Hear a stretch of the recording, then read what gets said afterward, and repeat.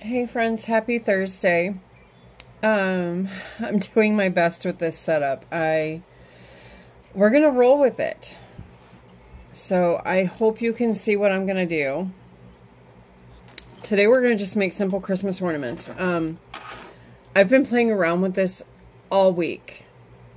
And you know, that's the problem of me being like that quote unquote craft perfectionist. Like, I tried so many different ways. I finally got this part of it here right, like by doing just single crochets.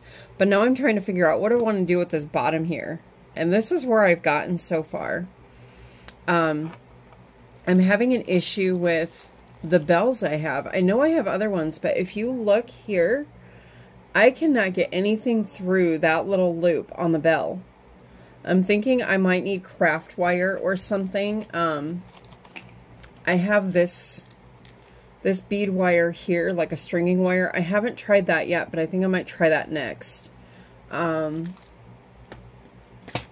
for now, I'm going to show you how to get started on this, and then you can decorate the wreath however you want. I am going to be using, excuse the yarn barf here that came out of the center of this. I'm going to be using Big Twist Value. And I have a green and I have a red here. You can use any colors you want. You can use, if you want to, don't want to use acrylic, you can use cotton. You can use wool. You can use silk. You can use string. If you want to crochet with string, go for it. I don't have the patience for that though. And then you'll just need stuff to decorate this afterwards if you want to decorate it, or you know, if you want to just do something silly like I did, you can do that too. As you see here, I have a whole bunch of beads. I have all my beads there, and this whole container of beads here, not the container, but the beads itself, was one big lot off of Amazon that I purchased. I think it was over the summer, and there is just so many possibilities. Oh, that looks ugly on the camera. I have a spider bite from something bit me last night in my sleep, and it's kind of itchy, so that's what that is. But as you can see, look at all those beads. This was an Amazon purchase, like I said, over the summer. It was like, I think I paid maybe $20 for all of it. So, sky's the limits on this project. Whatever you want to use for embellishments.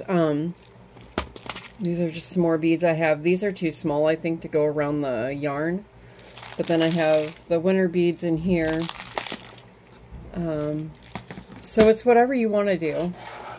So I am going to be using today the wooden ring. I have these left from a macrame project I did maybe last year, I think it was year before last. I made gnomes using these.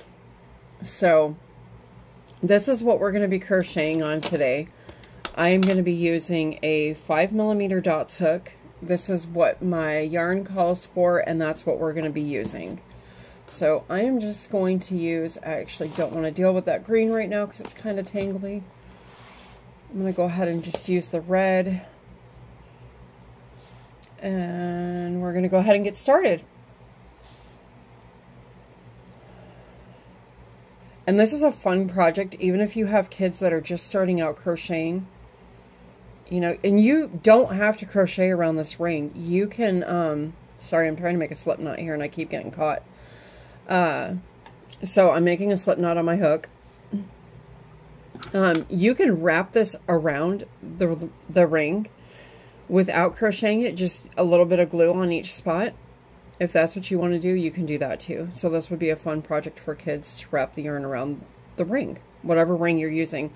Okay, so as you see, I have my tail here in front of the hook, in front of the ring. And then I'm going to go ahead and I'm going to hold that tail because that's going to help give me a little bit more tension. You don't want too tight because otherwise you're not going to be able to crochet. So all I'm doing is I'm going to do single crochets, and I will tell you this first one is the tricky one to get through. I'm a little shaky this morning, so I apologize. Once you get that first one on there, you're going to be smooth sailing on these single crochets. So again, do not have real tight tension. If you're like me and you're a tight crocheter, that's going to be a little bit of an adjustment. Let's see, once we get going,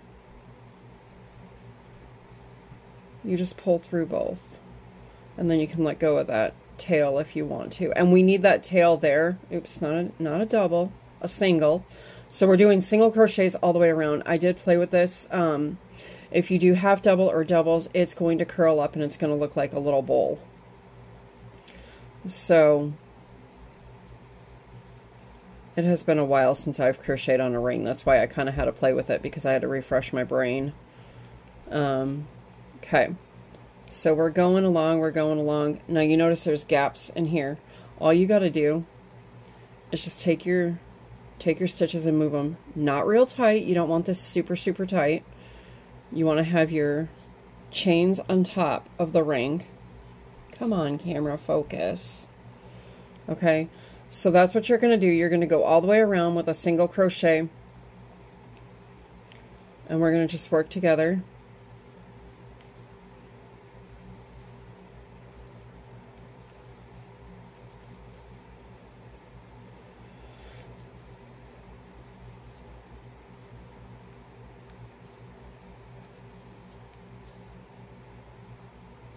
And then just keep sliding those stitches over as you go to close up any gaps that you may see.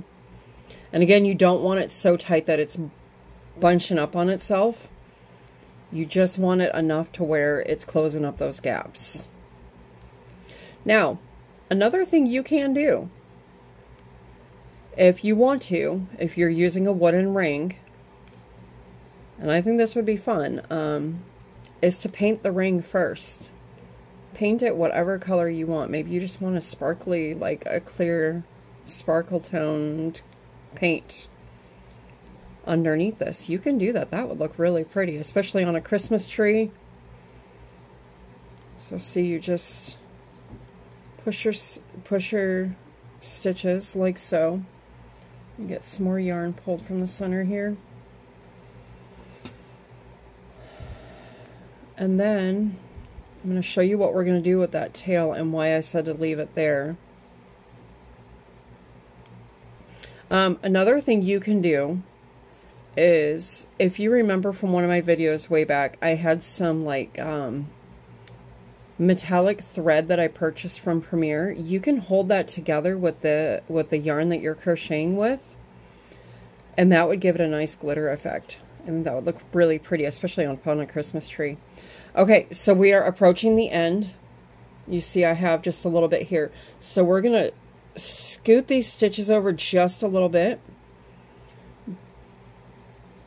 And we're going to crochet just a couple more, and I'm going to show you what we're going to do. Now, I know I'm probably going to get asked, well, how many chains did you do across? It all depends on you. There's no set number of chains across. Or not chains, stitches, excuse me. Okay, so here I think we can probably get one more maybe, and then we'll pull this up big enough so that we can turn this over and kind of play with it and see as we readjust our stitches. So that's the back of it right there. Okay, so I'm pretty satisfied with that. Now, if you're not, go ahead and scooch it on over, and we can probably get one more. We'll go ahead and do one more for good measure, maybe two. And again, these are all single crochets so that it does not curl up on you. Okay, yeah, I can only get one more in here. And you're going to be able to tell once you get to that last stitch. And then what we're going to do is we are going to cut with a long enough tail here, so you can see. I'm going to cut, and then I'm going to pull this through. Now everybody has their own ways of finishing off. Oh, you know what? It might help if we join this before we do that. Guess what? It feels like a Monday, friends. We need to join this first. Okay, so scratch that last part. We're going to go over to this first stitch here. We're going to join together. And now we're going to finish that stitch off. Wow. Oh. All right. There we go. Now that we finished it off and we connected our stitches. Ay, ay, ay. Y'all were probably wondering, like, is she going to finish that off by connecting it? Yeah, I'm sorry. All right, so now I'm just making a little knot here for the hanger. And to use that to make that hanger, I just use the tail from the starting chain and from the finishing. And then we can just cut this up here like so. I need to sharpen my scissors again. So now you have this. Okay. So now you can do almost anything. You can, if you really want to get fancy, you can go around and embroider little like French knots on this to give it like a little berry effect.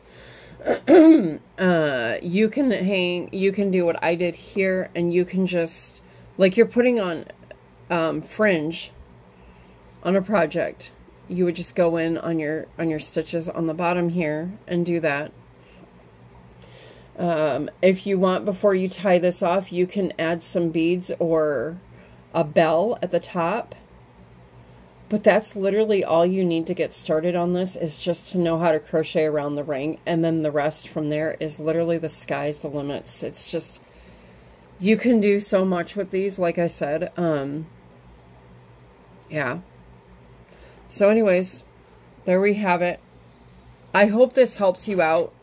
I was going to do a full-on project and show you how to add the embellishments and everything, but I am pretty confident that you all know how to add embellishments and fringe if you want to do it or whatever. I just know there's a lot of questions going around, like, well, how do you crochet around the ring? How do you get the yarn around the ring without it looking really messy? So single crochets all the way around. Make sure your chains are on the edges, on the edge here, because that'll make it easier. One thing I will tell you, if you choose to do another round of crochet around here, even if it's just single crochets, it's going to start curling inward like this. So keep that in mind if you want to put another row around here. Okay? So anyways, friends, I hope this helped you. I mean, these are fun, easy projects. Like I said, decorate them up. You know, maybe you crochet them up and then let your kids decorate them. And then give them as Christmas gifts. That would be a great, fun family project. Yeah. But for now, friends, that's all I have for you.